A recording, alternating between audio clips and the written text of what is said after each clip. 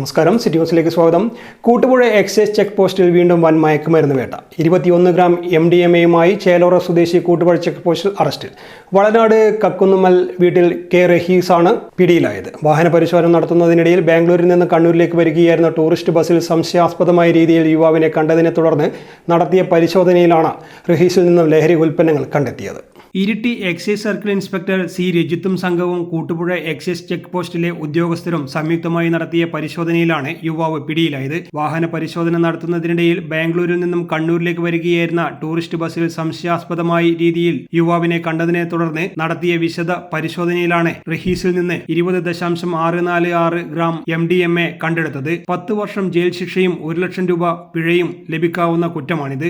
Assistant excise ഉദ്യോഗസ്ഥരായ KP Latheef, K Sasikumar, CM James, P Sreenath, NC Vishnu, AK Riju, M Subin, Dhanus Ponnambath, Sreya Murali, PA Jojan എന്നിവരുൾപ്പെട്ട സംഘമാണ് റഹീസിനെ പിടികൂടിയത്. News desk, city news. കൂടുതൽ വാർത്തകൾ അറിയുവാൻ സിറ്റി ചാനൽ വാട്സ്ആപ്പ് ഗ്രൂപ്പിൽ ജോയിൻ ചെയ്യുക. അപ്പോൾ യൂട്യൂബ് ചാനൽ സന്ദർശിക്കുക. വാർത്തകളിൽ അവസാനിക്കുന്നില്ല. മറ്റൊരു വാർത്തയുമായി വീണ്ടും കാണാം. നമസ്കാരം.